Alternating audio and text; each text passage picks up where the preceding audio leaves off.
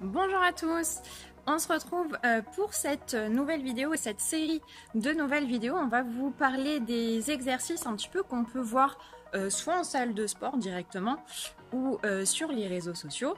Des exercices qui sont un petit peu inutiles, on trouve, ou pas optimaux, en tout cas de la façon de les faire, de les utiliser dans votre séance. Donc on va vous expliquer pourquoi et vous donner des alternatives. On commence aujourd'hui par le hip thrust avec Julien et puis on continuera sur des exercices différents au fil des vidéos. Ok, donc je vais vous montrer l'exercice moi que je vois souvent et que j'ai vu beaucoup et que je vois encore beaucoup et que j'aime pas trop. Je vais vous montrer l'exercice, je vais faire l'exercice, je vais vous expliquer pourquoi je l'aime pas et je vais vous donner une solution, enfin, comment rendre cet exercice efficace. Alors l'exercice c'est le hip thrust. Donc je me mets au sol, je prends un kettlebell. Alors vous allez voir, attendez bien l'explication avant de dire que le hip thrust c'est pas mieux.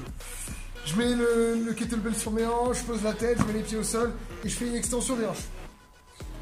Ça, je le vois beaucoup en salle. Donc c'est souvent quand même des filles qui le font, vu que c'est un exercice qui cible principalement les fessiers. Hop, alors, je vais vous expliquer pourquoi j'aime pas cet exercice. C'est pas que j'aime pas l'exercice. D'ailleurs, le hip thrust, c'est à mon sens le meilleur exercice pour vraiment bien muscler et bien cibler les fessiers. Le problème, c'est le kettlebell de 16 kg. En réalité, les fessiers sont font partie des muscles les plus puissants du corps. Et vouloir les travailler et les développer avec une charge si faible, en fait ça sert à rien du tout. Alors je sais qu'on voit des gens qui le font, mais les fessiers sont très puissants. Vous n'avez aucun risque de créer une adaptation, donc une prise de masse musculaire avec une charge si faible. Donc c'est un très bon exercice, mais la charge ça va pas. On va passer de l'autre côté et je vais vous montrer ce que moi je préconise pour travailler les fessiers. Donc à la place de prendre un kettlebell et un tapis, on va prendre un banc et une barre olympique directement. Là on a chargé la barre, là il y a 100 kg sur la barre, mais en réalité même les femmes avec un peu d'entraînement peuvent mettre largement plus. 100 kg c'est juste pour la démonstration, donc on peut mettre beaucoup plus. On a des filles nous à la salle qui faisaient à plus de 200 kg le hip thrust.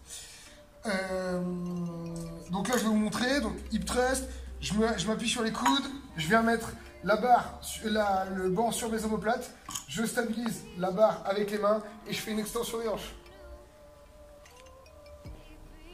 Donc c'est exactement le même exercice, mais avec une charge qui va permettre de développer la masse musculaire des fessiers. Là j'ai fait avec 100. 100 c'est accessible assez vite, hein. En quelques mois, même une fille qui fait pas forcément de sport à la base va pouvoir atteindre même 100 kg, voire beaucoup plus.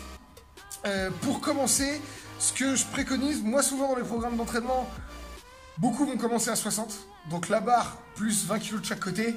Si vous avez peur, vous vous sentez pas à l'aise, vous pouvez commencer avec la barre plus 10 kg de chaque côté, ça fait 40 kg, et franchement 40 kg, absolument tout le monde est capable de le faire, même si vous n'avez jamais fait de sport ou jamais fait de musculation de votre vie. Vos muscles fessiers vous portent dans les escaliers, donc ils travaillent quand même. 40 kg hip thrust, c'est vraiment la charge minimale pour commencer le hip thrust. Donc 16 kg, c'était même pas la peine. Voilà,